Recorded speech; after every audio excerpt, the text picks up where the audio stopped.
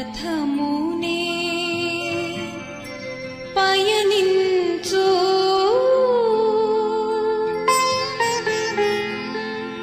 శివపితా ప్రియ సంతానం శాంతియే స్వధర్మము నీదే శాంతిధామం నీ గృహం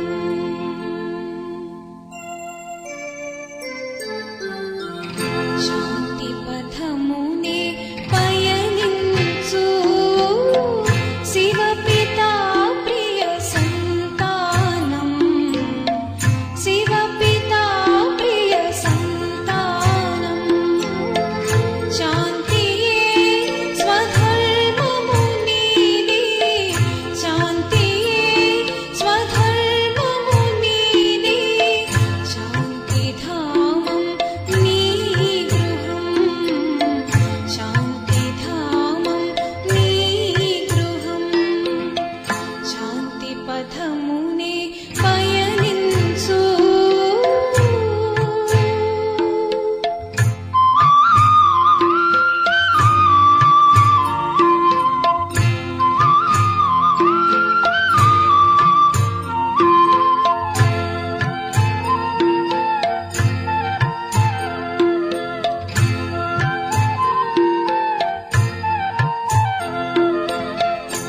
శాంతిదాతా శివ బాబాయే నవయుగమునే తెచ్చెను శాంతిదాతా శివ బాబాయే నవయుగమునే తెచ్చెను సత్యయుగము ప్రభాతమాయే మానవులే దేవతలయ్యే ధరణిలో అశాంతి తొలగును విశ్వనవనిర్మాణమయ్యే విశ్వనవనిర్మాణమయ్యే శాంతియే స్వధర్మము నీదే శాంతియే స్వధర్మము నీదే శాంతిధామం నీ గృహం శాంతిధామం నీ గృహం శాంతి పథమునే పయనించు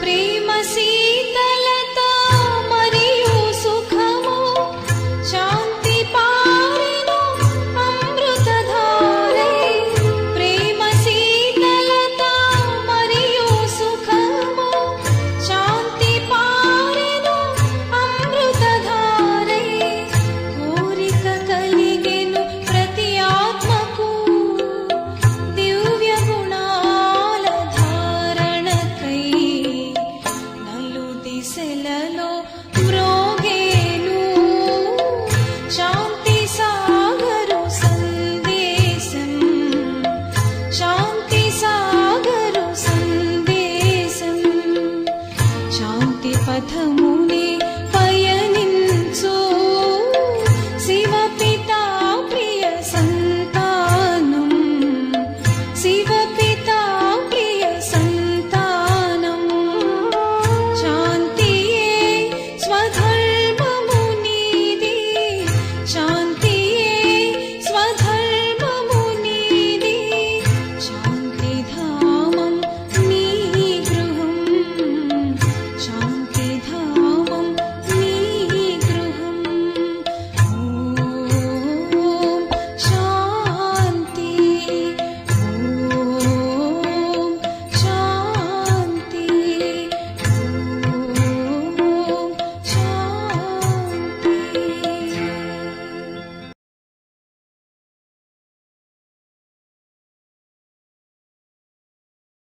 ఓం శాంతి. మధురమైన పిల్లలారా, ఇప్పుడు మీరు ఈ శరీరాన్ని మర్చి అనాసక్తులుగా కర్మాతీతులుగా అయ్యి ఇంటికి వెళ్ళాలి. అందువల్లే సుకర్మలు చేయండి, ఏ విధమైన వికర్మలు చేయకండి.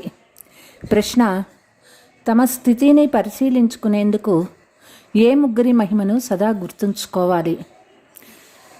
నిరాకారి మహిమ, దేవతల మహిమ, స్వమహిమ. ఇప్పుడు పరిశీలించుకోండి, మేము నిరాకారి తండ్రి సమానంగా పూజ్యులుగా అయినామా? వారిలోని అన్ని గుణాలను ధారణ చేశామా? దేవతల వలె రాయల్ నడవడిక ఉన్నదా? దేవతలు ఏ ఆహార పానీయాలు స్వీకరిస్తారో వారిలో ఏ గుణాలు ఉన్నాయో అవి నాలో ఉన్నాయా? ఏవైతే ఆత్మ వాస్తవిక గుణాలో ఆ గుణాలన్నీ తెలుసుకొని వాటి స్వరూపంగా అయ్యామా? ఓం శాంతి. ఆత్మల నివాస స్థానము టవర్ ఆఫ్ సైలెన్స్ అనగా శాంతి శిఖరము. పిల్లలకు అర్థం చేయించబడింది. ఉదాహరణకు హిమాలయ పర్వత శిఖరం ఉంది కదా, అది చాలా ఎత్తుగా ఉంటుంది. మీరు ఉండేది కూడా సర్వోన్నతమైన స్థానంలో. వారు పర్వతాలను ఎక్కడం అభ్యాసం చేస్తారు, పోటీ చేస్తారు. పర్వతాలను ఎక్కడంలో కొందరు చాలా తీక్షణంగా ఉంటారు, అందరూ ఎక్కలేరు. ఇందులో పిల్లలు మీరు ఆ విధమైన రేసు మొదలైనవేవి చేయవలసిన అవసరం లేదు. పతితమైన ఆత్మ పావనంగా తయారయ్యి పైకి వెళ్ళాలి. దీనినే శాంతి శిఖరము అని అంటారు. అది సైన్స్ శిఖరము. వారి వద్ద పెద్ద పెద్ద బాంబులు ఉంటాయి. వారిది కూడా టవర్ ఉంటుంది. అక్కడ అపాయకరమైన వస్తువుల్ని ఉంచుతారు. బాంబులలో విషము మొదలైనవి కూడా నింపుతారు. తండ్రి చెప్తూ ఉన్నారు, పిల్లలు మీరైతే ఇంటి వైపుకి ఎగరాలి. వారేమో ఇంటిలో కూర్చొనే అన్నీ సమాప్తపు చేయగల బాంబులను వేస్తారు. మీరైతే ఇక్కడి నుండి శాంతి శిఖరము అంటే పరంధామం పైకి వెళ్ళాలి. అక్కడ నుంచి మీరు వచ్చారు, మళ్ళీ సతో ప్రధానమైనప్పుడే అక్కడికి వెళ్తారు. సతో ప్రధానం నుండి తమో ప్రధానంలోకి వచ్చారు, మళ్ళీ సతో ప్రధానంగా అవ్వాలి. సతో ప్రధానంగా తయారయ్యే పురుషార్థం ఎవరు చేస్తారో వారు ఇతరులకు కూడా మార్గాన్ని తెలియచేస్తారు. పిల్లలు మీరిప్పుడు సుకర్మలు చేయాలి, ఏ వికర్మ చేయరాదు. తండ్రి కర్మల గతిని గురించి కూడా అర్థం చేయించారు. రావణ రాజ్యంలో మీరు దుర్గతి పాలయ్యారు. ఇప్పుడు తండ్రి సుకర్మలు చేయడం నేర్పించినారు. ఈ 5 వికారాలు చాలా పెద్ద శత్రువులు. మోహము కూడా వికర్మయే. ఏ వికారము తక్కువైనది కాదు. మోహాన్ని ఉంచుకోవటం వల్ల కూడా దేహాభిమానంలో చిక్కుకుపోతారు. అందుకే తండ్రి కన్యలకు దీనిని గురించి చాలా అర్థం చేయిస్తారు. పవిత్రంగా ఉండేవారని కన్యలని అంటారు. మాతలు కూడా పవిత్రంగా అవ్వాలి. మీరందరూ బ్రహ్మ కుమారీలు. భలే వృద్ధ మాతలు కావచ్చు, కానీ బ్రహ్మకు సంతానమే కదా. తండ్రికి అర్థం చేయిస్తూ ఉన్నారు. అత్యంత మధురమైన పిల్లలారా, ఇప్పుడు కుమారీల స్థితి కంటే ఉన్నతంగా వెళ్ళండి. ఏ విధంగా మొట్టమొదట శరీరంలోకి పవిత్రంగా వచ్చారో అలాగే మళ్ళీ పవిత్రమై దివి నుండి వెళ్ళిపోవాలి. దీని నుండి వెలుపడి వెళ్ళిపోవాలి. దీని కొరకే శ్రమ చేయాలి. ఒకవేళ ఉన్నత పదవిని పొందాలనుకుంటే ఇతరులెవ్వరి స్మృతి రాకూడదు. మన దగ్గర ఏముంది? ఖాళీ చేతులతో వచ్చాం కదా. మన వద్ద ఏమీ లేదు. ఈ శరీరం కూడా మంది కాదు. ఇప్పుడు ఈ శరీరాన్ని మర్చిపోవాలి. అనాసక్తులై కర్మాతీతులై వెళ్ళాలి. ట్రస్టీ అవ్వండి. తండ్రి చెప్తూ ఉన్నారు, భలే హాయిగా తిరగండి, కానీ వ్యర్థంగా ఖర్చు పెట్టవద్దండి. మనుషులు దానాలు కూడా చాలా చేస్తారు. ఫలానా వారు గొప్ప దానులు అని పత్రికల్లో కూడా వేస్తారు. వైద్యశాలలు మొదలైనవి నిర్మించారని కూడా రాస్తారు. ఎవరు ఎక్కువ దానం చేస్తారో వారికి ప్రభుత్వం కూడా టైటిల్ ఇస్తుంది. అన్నిటికంటే మొదటి title his holiness, her holiness. Holy అంటే పవిత్రులు అని అర్థము. దేవతలలో పవిత్రంగా ఉండేవారు అలా తయారవ్వాలి. తర్వాత అర్ధకల్పము పవిత్రంగా ఉంటారు. ఇది ఎలా సాధ్యపడుతుంది? చాలామంది అనుకుంటారు, అక్కడ కూడా పిల్లలు జన్మిస్తారు కదా అని అడుగుతారు. అప్పుడు వెంటనే అక్కడ రావణుడు ఉండడు అనని వారికి చెప్పండి. రావణుని ద్వారానే వికారి ప్రపంచం ఏర్పడుతుంది. తండ్రి అయిన రాముడు వచ్చి పావనంగా చేస్తారు. అక్కడ పతితులు ఎవ్వరూ ఉండరు. పవిత్రత విషయమే మాట్లాడరాదని శరీరం ఎలా నడుస్తుందని కొందరంటారు. ఒకప్పుడు పవిత్ర ప్రపంచం ఉండేదని కూడా వారికి తెలియదు. ఇప్పుడు ఇది అపవిత్ర ప్రపంచము, ఇది వేశ్యాలయము, అది శివాలయము. పతిత ప్రపంచము మరియు పావన ప్రపంచముల ఆట. మొదట సుఖం ఉంటుంది, తర్వాత దుఃఖం ఉంటుంది. ఇది రాజ్యభాగ్యమును ఎలా తీసుకున్నారో మళ్ళీ ఎలా పోగొట్టుకున్నారో తెలియచేసే కథ. దీనిని బాగా అర్థం చేసుకోవాలి.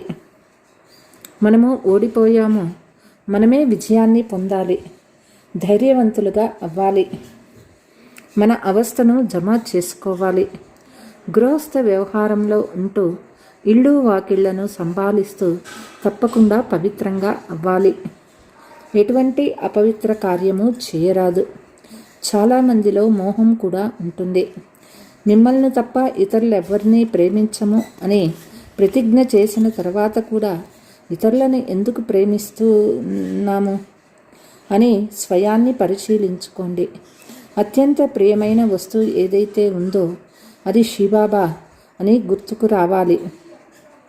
అప్పుడు ఇతర దేహ సంబంధాలన్నీ మర్చిపోతారు. అందరినీ చూస్తూ ఆ విధంగా భావించాలి. మేము ఇప్పుడు స్వర్గంలోకి వెళ్తున్నాము. ఇవన్నీ కలియుగ బంధనాలు. మేము దైవీ సంబంధాలలోకి వెళ్తున్నాము. ఇతర ఏ మనుషుల బుద్ధిలోనూ ఈ జ్ఞానము లేదు. తండ్రి స్మృతిలో మీరు మంచి రీతిగా ఉన్నట్లయితే ఖుషి ఎక్కిపోతుంది. ఎంత వీలైతే అంత బంధనాలను తగ్గించుకుంటూ ఉండండి. స్వయాన్ని తేలికగా చేసుకోండి. బంధనాలను పెంచుకోవాల్సిన అవసరం లేదు. ఈ ఖర్చు చేయవలసిన అవసరం లేదు. ఖర్చు లేకుండానే విశ్వరాధ్య భాగ్యాన్ని తీసుకుంటారు. వారు ఫిరంగుల కొరకు, సైన్యం కొరకు ఎంతగా ఖర్చు చేస్తారు? మీకు ఖర్చు అయ్యే మాటే లేదు. మీరు ఏదైతే తండ్రికి ఇస్తారో అది ఇవ్వడం కాదు, వాస్తవానికి తీసుకోవటం. తండ్రి గుప్తంగా ఉంటున్నారు. వారు శ్రీమతాన్ని ఇస్తూ ఉంటారు. మ్యూజియం తెరవండి, వైద్యశాల, యూనివర్సిటీని తెరవండి. వీటి ద్వారా జ్ఞానాన్ని ప్రాప్తి చేసుకుంటారు. యోగము ద్వారా మీరు సదాకాలము కొరకు నిరోగులుగా అవుతారు. ఆరోగ్యము, సంపద మరియు వాటి జతలో సంతోషము కూడా 21 జన్మల వరకు ఉండనే ఉంటుంది.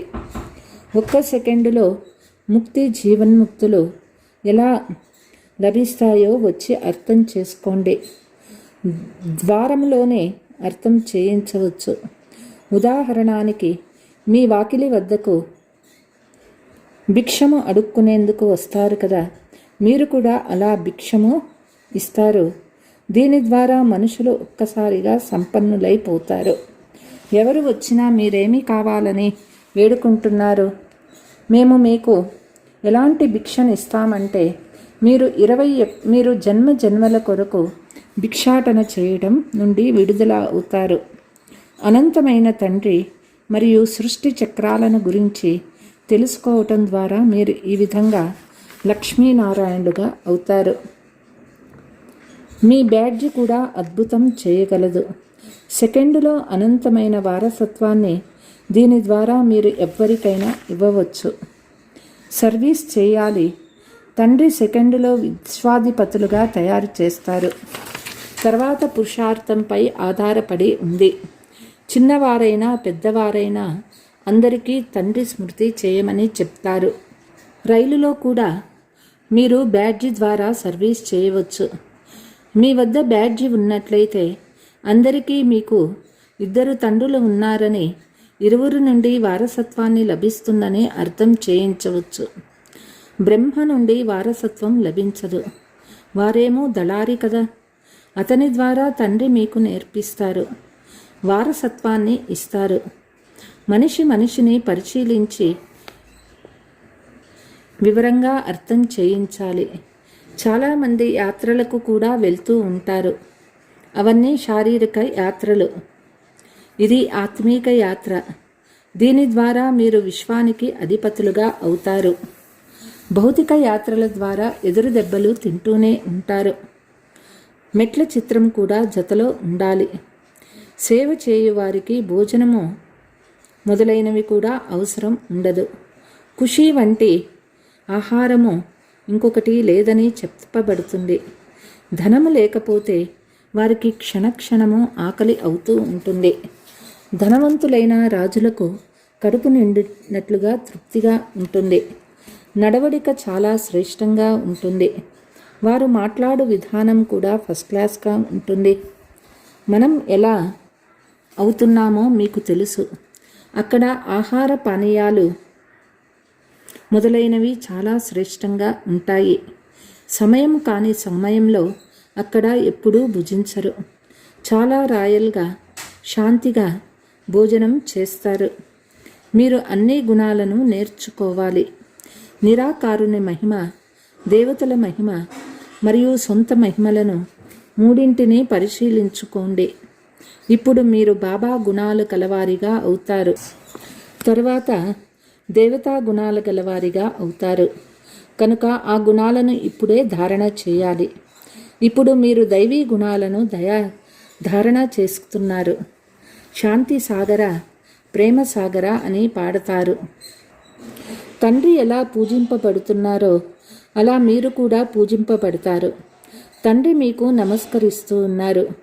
మీకైతే డబల్ పూజ జరుగుతుంది. ఈ విషయాలన్నీ తండ్రియే అర్థం చేయిస్తారు. పురుషార్థం చేసి ఇలా తయారవ్వండి అని మీ మహిమను కూడా అర్థం చేయిస్తారు. మేము ఇలా తయారయ్యామా అని మనసులో ప్రశ్నించుకోండి. మనం ఎలా అశరీరిగా వచ్చామో అలా అశరీరులై వెళ్ళాలి. కర్రను వదిలేయమని శాస్త్రాలలో ఉంది. కానీ ఇందులో లాఠీ మాటే లేదు. ఇక్కడ శరీరాన్నే వదిలే విషయాన్ని గురించి చెప్తూ ఉన్నారు. మిగిలినవన్నీ భక్తి మార్గపు విషయాలు. ఇక్కడ కేవలం తండ్రినే స్మృతి చేయాలి. తండ్రి తప్ప ఇంకెవ్వరూ లేరు. పిల్లలు మీకు జ్ఞానం లభించింది. మనుషులు గురువుల సంకెళ్లలో ఎంతగా చిక్కుకుపోయి ఉన్నారో మీకు తెలుసు. అనేక రకాల గురువులు ఉన్నారు. ఇప్పుడు మీకు గురువు అవసరం లేదు. ఏదీ చదువుకోనవసరం లేదు. తండ్రినొక్కరినే స్మృతి చెయ్యండి అను ఒకే మంత్రము ఇచ్చారు. వారసత్వం స్మృతి చెయ్యండి. దైవీ గుణాలను ధారణ చెయ్యండి. గృహస్థ వ్యవహారంలో ఉంటూ పవిత్రంగా అవ్వాలి. ఇక్కడకు రిఫ్రెష్ అయ్యేందుకు వస్తారు. బాబా సన్ముఖంలో కూర్చొని ఉన్నామని ఇక్కడ భావిస్తారు. అక్కడ ఉన్నప్పుడు బాబా మధువనంలో ఉన్నారని భావిస్తారు. మన ఆత్మ ఎలా సింహాసనంపై కూర్చొని ఉందో అలాగే బాబా కూడా ఈ సింహాసనంపై కూర్చునే ఉన్నారు. బాబా ఏ గీతా శాస్త్రము మొదలైనవి చేతికి తీసుకోరు. అలాగని ఇతడు బ్రహ్మ కంఠస్థం చేశాడని కూడా కాదు.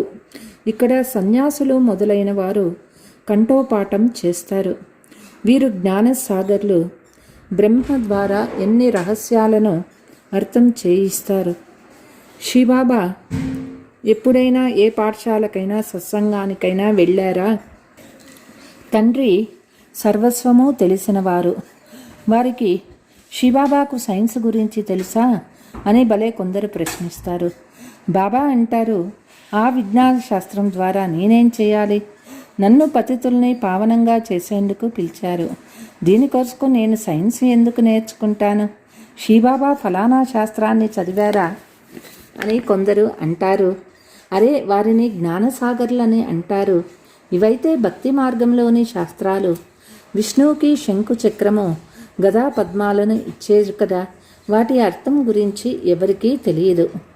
వాస్తవానికి అలంకారాలు బ్రహ్మకు బ్రాహ్మణులకు ఇవ్వాలి. సూక్ష్మవతనంలో అయితే శరీరమే ఉండదు.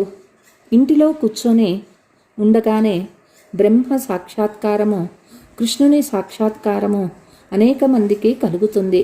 దీని అర్థం ఏమంటే, ఈ బ్రహ్మ వద్దకు వెళ్తే కృష్ణుని వలె అవుతారు, లేక కృష్ణుని ఒడిలోకి వచ్చేస్తారు. అక్కడ కేవలం రాకుమారుని సాక్షాత్కారమే జరుగుతుంది. ఒకవేళ మీరు బాగా చదువుకుంటే ఇలా అవ్వగలరు. ఇది మీ లక్ష్యము, ఉద్దేశ్యము.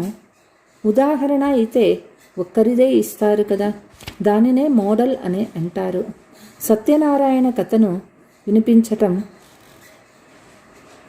నరుణ్ణి నారాయణుడిగా చేసేందుకే బాబా వచ్చారని మీకు తెలుసు. మొదట తప్పకుండా రాకుమారునిగా అవుతారు.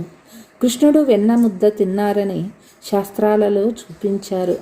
వాస్తవానికి అది వెన్న ముద్ద కాదు, విశ్వ సామ్రాజ్యం అనే గోళము. అంతేకాని చంద్రుడు మొదలైన వాటిని నోటిలో ఎలా చూపిస్తారు? రెండు పిల్లులు పరస్పరం పోట్లాడుకుంటే మధ్యలో ఎవరైతే విశ్వ అధికారులుగా అయ్యారో వారి నోటిలో వెన్న చూపించినారు. మేము అలా అయ్యామా లేదా అని ఇప్పుడు స్వయాన్ని చూసుకోండి. ఈ చదువు రాజ్య పదవి కొరకే ఉంది. ప్రజా పాఠశాల అని దీనిని అనరు. ఇది నరుణ్ నుండి నారాయణుడిగా తయారయ్యే పాఠశాల, గాడ్లీ యూనివర్సిటీ. ఇక్కడ భగవంతుడు చదివిస్తాడు. బాబా ఈశ్వరీయ విశ్వవిద్యాలయము అని వ్రాసి బ్రాకెట్లో యూనివర్సిటీ అని వ్రాయండి అని చెప్పారు. కానీ అలా వ్రాయడం మర్చిపోతారు. మీరు సాహిత్యము మొదలైనవి ఎంత ఇచ్చినా వారు అర్థమే చేసుకోరు. ఇందులో సన్ముఖంలో ఉండి అర్థం చేయవలసి ఉంటుంది. అనంతమైన తండ్రి నుండి అనంతమైన వారసత్వం లభిస్తుంది. జనం జన్మాంతరాల నుండి మీరు హద్దు వారసత్వాన్ని తీసుకుంటూ వచ్చారు. మీరు బ్యాడ్జీతో సర్వీస్ చేయగలరు. భలే ఎవరైనా ఎగతాళి చేసినా సర్వీస్ చేయాలి. ఇద్దరు తండ్రుల విషయం చాలా బాగుంది. ఈ విధంగా చాలామంది తమ పిల్లలకు అర్థం చేయిస్తారు. పిల్లలు కూడా తండ్రికి అర్థం చేయిస్తారు. స్త్రీ తన పతిని జ్ఞాన మార్గంలో తీసుకువస్తుంది. అక్కడక్కడ జగడాలాడుతూ ఉంటారు. ఆత్మలైతే మనమంతా తండ్రి సంతానమని మీకు తెలుసు. మీరు వారసత్వానికి అధికారులు.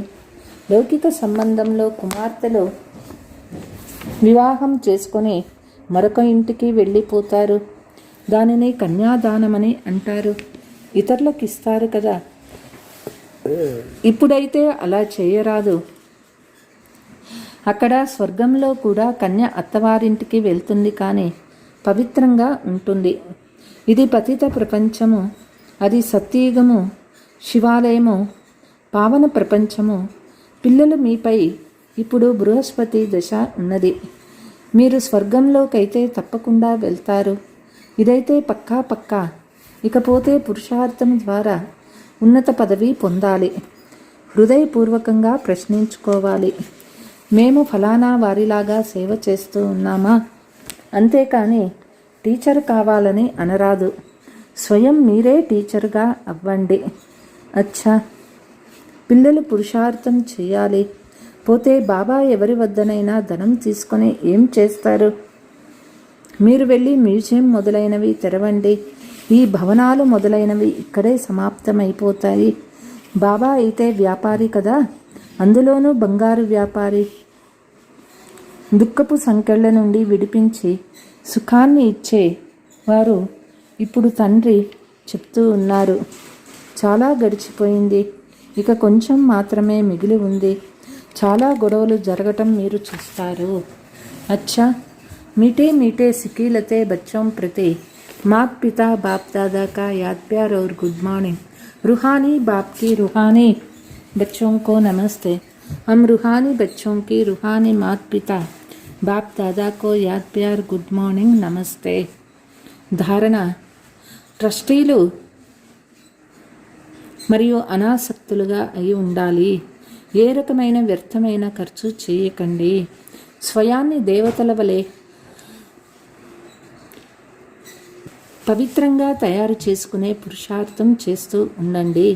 అత్యంత ప్రియమైన ఒక్క శివబాబానే స్మృతి చేయండి।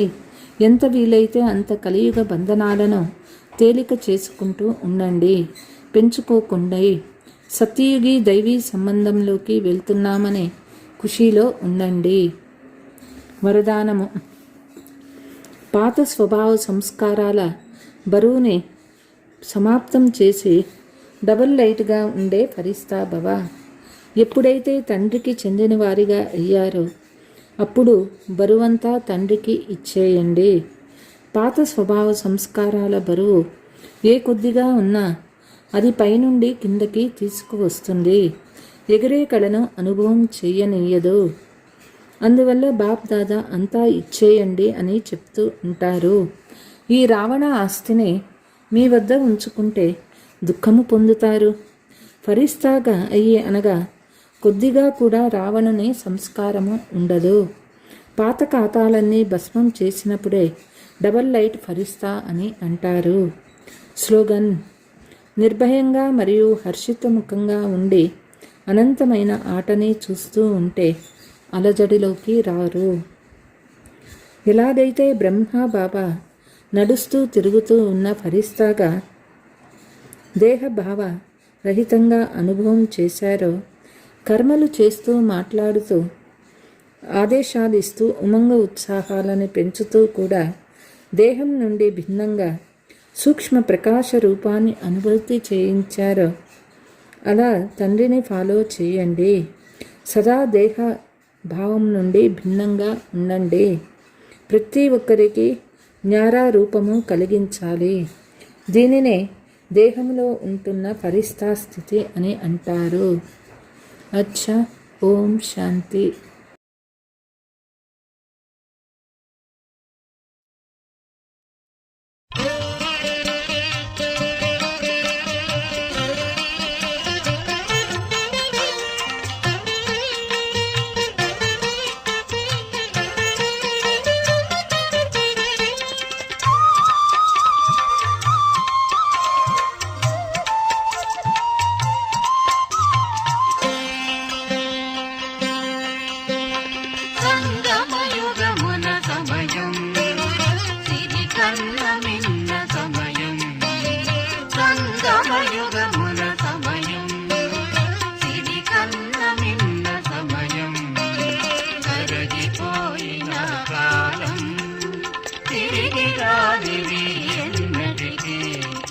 సంగమయుగమున సమయం సిరి కన్నమిన్న సమయం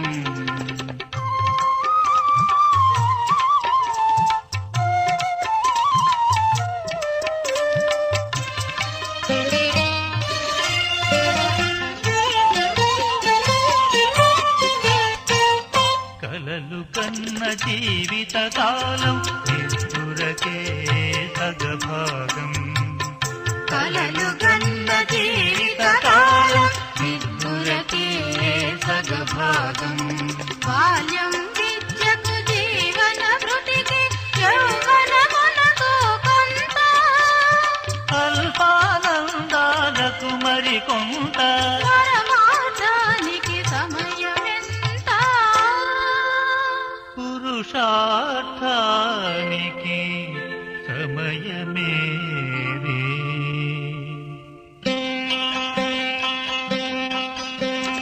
సంగమయుగమున సమయం సిరి కన్నమిన్న సమయం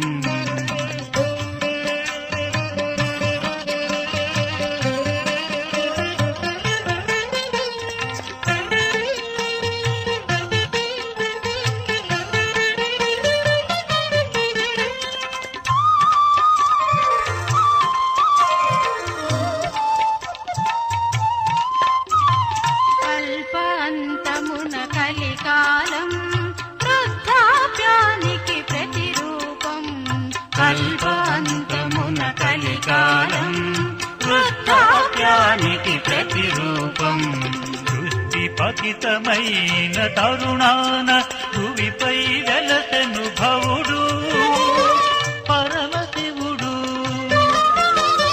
కాలజ్ఞానం తెలిపే ఆత్మజ్ఞానం బోధించే సంగమయుగమున శివ బాబా సంగమయుగమున సమయం ఇది కన్న మిన్న సమయం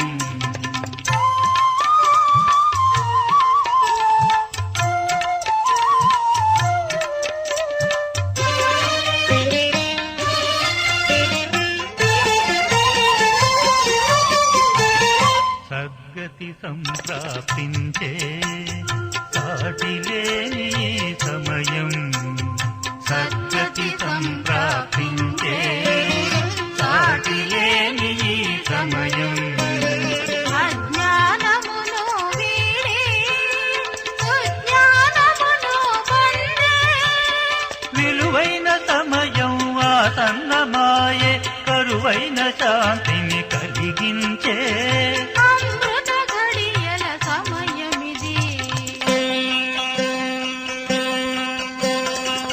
సంగమయుగమున సమయం సిరి కన్న మిన్న సమయం సంగమయుగమున సమయం సిరి కన్న మిన్న సమయం కరగిపోయిన కాలం తిరిగి రానిది ఎన్నటికీ సంగమయుగమున సమయం సిరి కన్న మిన్న సమయం సిరి కన్న మిన్న సమయం సిరి కన్న మిన్న సమయం